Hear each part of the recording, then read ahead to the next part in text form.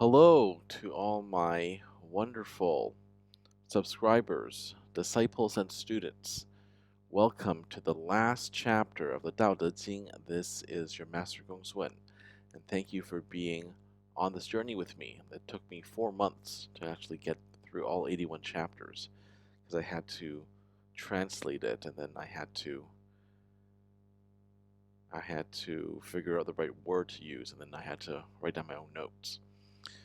Anyway, I will be covering other important books in Taoism, but there is no book more important in Taoism than what I call the Taoist Bible, the Tao Te Ching.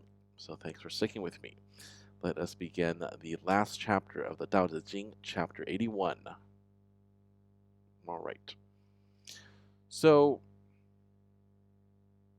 true words are not always beautiful, and beautiful words are not always true. The sage does not argue. If you do, you are not a true sage. Practical knowledge is different from book knowledge.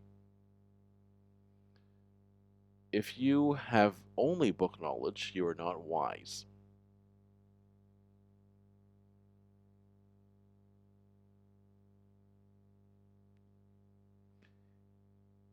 If you follow the Tao, you can act, but you cannot compete. If you do that, then you are in harmony with everything under heaven. So this is actually pretty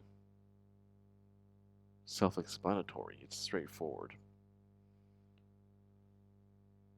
The only part that I want to expand on is the last part, right? If you act, but you should not compete.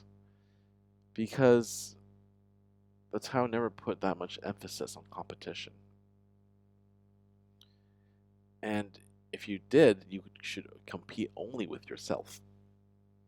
What's the point of competing with other people? They're not at the same stage of life as you are. They'd have different experiences, right? So keep in mind that we don't really need outside validation, no outside competition, right? We are fine the way we are. We just need to act more in line with the Tao in order to be happier, in order to one day achieve full union with the Source, with the Tao. Once our souls permanently leave the physical material realm and transition permanently to the mental plane, to other non-physical realities. And that is, of course, the ultimate mystery, isn't it? Because no one knows exactly for sure what it's like. The ones who are closest, the ones who have the most knowledge of that, or at least the closest to knowing, are the ones who have successfully astral projected, such as myself. But even then, it wasn't a permanent astral projection because I'm not dead yet, right? I'll get more into this later about the afterlife in another series. But we should act in alignment with the Tao in this lifetime,